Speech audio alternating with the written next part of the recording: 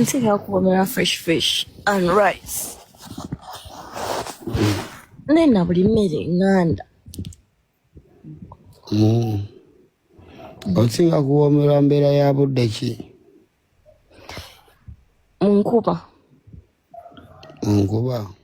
Wabula bannange King Saha ne Winnie wa Mami nkugambye bayinza okuttamu omuntu nkugambye naye muganda wange Winnie wa Mami bamubuuzizaawo nti no munnange kibala ekisinga okuwoomera wali ng'ali mu kuddamu King Saha nno nga yali mu kusoya munnange ate ebibuuzo ng'ali bisoya munnange ate mwana muwala Winnie wa Mami naye nno bino byonna bibadde bikyagenda mu maaso by the way babadde bakavaayo ne bayirizinga oluyimba lwabwe olwa Daily Menu mu butongole bamaze okubeera nga baluta by the way ngenza okukola vidiyo eno nga oluyimba balutadde dda munnange era ng'osobola okulikyekingako naye okusinziira munnange ate ku bibuuzo ebibadde wali ku live nga bali bibuuza munnange ate Winnie wa Mami kiraga nti nno ebibuuzo bino bali bijja biri mu kontana n'ekigambo ekya Daily Menu nga boogezaako okulaba akatambi ako. Ntika kuomera fresh fish and rice. Nena buli mmere nganda. Osinga kuwomera mbeera ya budde ki? Munkuba.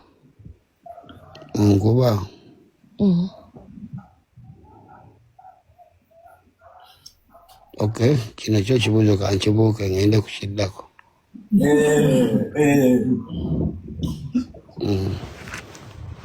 Omukadde wange eka kyabuuzo abuuka ekibuuzo nekino kinyini ndaba yetaaga kubuuka kasooke nekiddako kigamba kiki omukadde wange ebibuuzo byogere osinga kuwomera kibala ki?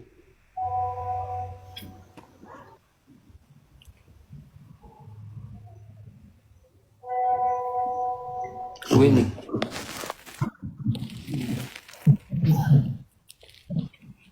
aizo baguddeyo tubuuza TV nga tetuddeyo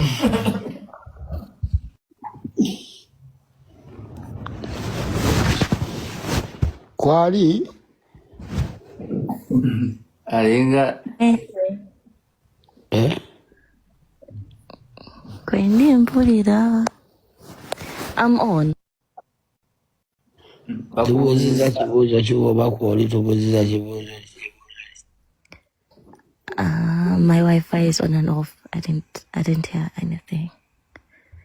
Sorry. nga wano mu comment waliwo agambye kolera abantu. What was the question?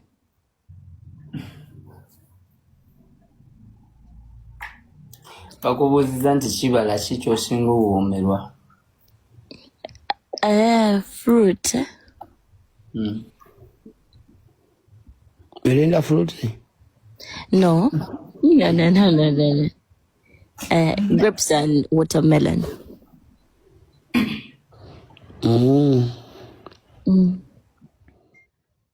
Yoyo nno munnange ate mwana muwala Winnie wa Mami ko saate ne King Saha njogera nti nno wali mudra yabadde munnange ate aba hostinze yonna ate gye bigweredde era ndowooza owulidde munnange esayidi eyo kakati nno ku sayidi y'emu King Saha afuddeyo munnange wali n'akakasa ekivulu kye munnange ate mu butongole kakati nno ekibadde mu maka ge zasomedda deeti za konsaati zennyini baana ba booda bajja kwambala basuubira n'okulayo obulala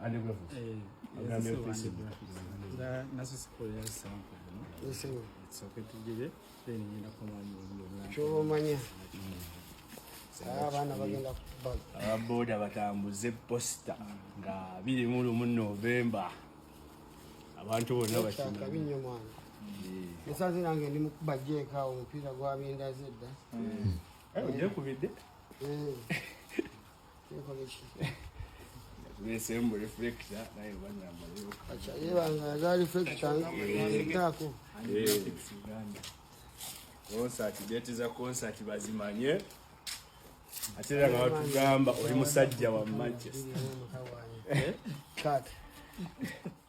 naye ekibadde wali muganda wange yonna gye biggweredde actually ndowooza oteekeddwa okubeera nga vidiyo ogirayikinga gwe kasi tobeera nga omatira ate mwana mwensibuna nga teekingisa toyinza butalayikinga vidiyo muganda wange gwe alaba Jaminat Yugi lwaki ng'ogaana ogirayikinga naye nno weebityo munnange ate webiri mu kutambula esayidi eyo era nga bwenti bwe nkoze okucekinga ku bantu bano mwana mwenzi ono munnange ate King Saha kw'ossa ate ne Winnie Wamami kw'ossa ate ne Modula munnange gwe kakasa nti no subscribinga ngenda kubeera nga nkomawoko mu maaso awo ate n'ebirala.